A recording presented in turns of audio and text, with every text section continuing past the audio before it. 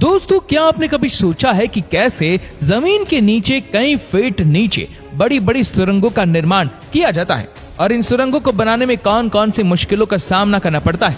इतनी मुश्किल हालात में काम करना और जमीन के ऐसे हिस्से में खुदाई करना जिसके ऊपर पूरे समंदर का वजन पड़ रहा हो। एक छोटी सी भी गलती इस सुरंग को पानी से भरकर इंसान और मशीन दोनों को हमेशा हमेशा के लिए दफन कर सकती है। तो चलिए जानते हैं कि बड़ी बड़ी सुरंगों का निर्माण कैसे किया जाता है। दोस्तों, पहले के समय में सुरंग बनाने के लिए बारूद का इस्तेमाल किया जाता था। इस प्रक्रिया में सबसे पहले बारूद को मिट्टी या फिर चट्टान के अंदर डाला जाता था, जिसे निश्चित समय पर विस्फोट किया जाता था, जिससे सुरंग को शुरुआती आकार मिलता था। उसके बाद लाखों वर्कर्स दिन रात मेहनत कर उस सुरंग को तराशते थे, लेकिन यह तरीका सिर्फ वही काम करता था जहां इलाका बिल्कुल खाली हो। लेकिन अब सुरंग बनाने के लिए इस तरीके का इस्तेमाल बिल्कुल भी नहीं किया जाता। आजकल सुरंग बनाने के लिए आधुनिक मशीनों का सहारा लिया जाता है। इस काम के लिए टनल बोरिंग मशीन का इस्तेमाल किया जाता है। इस मशीन को ज्यादातर इसके शॉर्ट नेम TBM से जाना जाता है। इस मशीन की लंबाई है लगभग 100 मीटर। यह मशीन एक ड्रिल मशीन की तरह कार्य करती है। इस मशीन की मदद से ही आजकल मेट्रो सुरंग को बेहद तेज गति से बनाया जाता है। चलिए अब देखते हैं कि आखिर 100 मीटर लंबा TBM कैसे काम करता है। इस मशीन से सुरंग बनाने के लिए सबसे पहले 300 मीटर लंबी और 150 मीटर चौड़ी खाली जगह की जरूरत पड़ती है, जहां पर सबसे पहले TBM मशीन को असेंबल किया जाता है। इस मशीन की असेंबलिंग करने के लिए कई बार तो खाली जगह के लिए पेड़ों को भी काटना पड़ सकता है।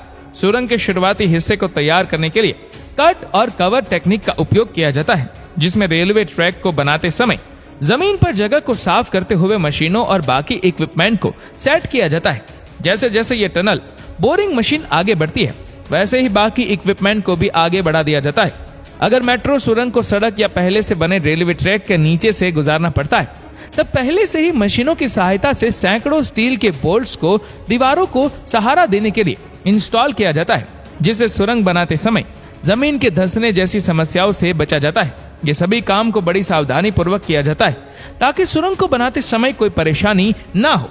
अब टनल बोरिंग मशीन का कार्य शुरू होता है। टनल बोरिंग मशीन को चलाने से पहले जमीन के उस हिस्से को थोड़ा सा मशीनों द्वारा खोद लिया जाता है। इसके बाद सुरंग के शुरुआती हिस्से पर ही TBM को इंस्टॉल किया जाता है। जाहिर सी बात है कि 100 मीटर लंबी TBM मशीन को पहले से इंस्टॉल करके ट्रांसपोर्ट द्वारा लाना बेहद मुश्किल है, इसलिए इस मशीन के पार्ट्स को कई भागों में यहाँ लाया जाता है। उसके बाद इंजीनियर्स द्वारा इन पार्ट्स को सुरंग के छोर पर ही इंस्टॉल किया जाता है और जब यह मशीन पूरी तरह से तैयार हो जाती है, तब सुरंग बनाने का काम शुरू किया जाता है। इस मशीन में सामने की तरफ एक रोटेटिंग कटिंग व्हील लगा होता है। मशीन में पीछे लगे हाइड्रोलिक सिलेंडर इस व्हील को आगे की तरफ धक्का देते हैं, जिससे व्हील में लगे डिस्कटर्स और अन्य उपकरण मिट्टी को काट देते हैं, जिससे मशीन मिट्टी काटते हुए निरंतर आगे बढ़ती है। इस व्हील के बीच में एक कन्वेयर बेल्ट लगी होती है। जैसे ही डिस्कटर्स मिट्टी को काटते हैं तो मिट्टी को कन्वेयर बेल्ट के जरिए बाहर भेज दिया जाता है। इस तरह से यह मशीन एक बार में लगभग 100 मीटर लंबा टनल बनाकर रुक जाती है। इसके बाद यह मशीन टनल की दीवारों पर लगने वाले कंक्रीट से तैयार मजबूत रिंग्स को टनल में असेंबल करती है। कंक्रीट से बने इन रिंग्स को फैक्ट्री में आधुनिक तरीके से बनाया जाता है। रिंग्स को बनाते समय टनल के स्पेस और साइज का काफी ख्याल रखा जाता है। जब कंक्रीट से बने ये रिंग्स तैयार हो जाते हैं, तब इन्हें ट्रांसपोर्ट गाड़ियों की मदद से TBM तक पहुंचा दिया जाता है। इसके बाद TBM इन्हें टनल में इंस्टॉल कर देती है। एक बार जब TBM इन रिंग्स को 100 मीटर तक इंस्टॉल कर देती है, तब फिर से TBM द्वारा मिट्टी की खुदाई का काम शुरू किया जाता है। खुदाई करते समय जो मिट्टी और कंकड़ निकलते हैं, उन्हें भी वापस रिसाइकिल किया जाता है और काम में ले लिया जाता है।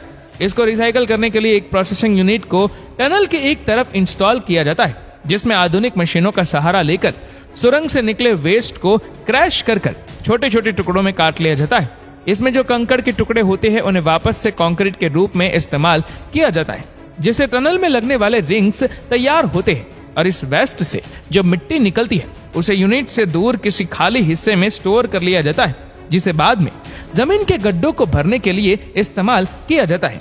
इस तरह से सुरंग से निकलने वाले वेस्ट को इस्तेमाल किया जाता है।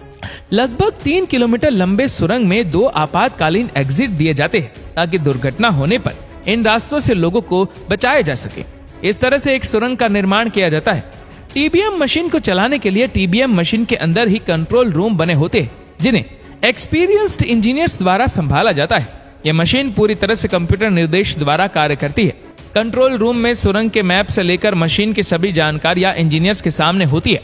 टीबीएम में लगे हाइड्रोलिक जैक्स और सेंसर की मदद से ही टनल्स में लगने वाले रिंग्स को बड़ी आसानी से इंस्टॉल किया जाता है।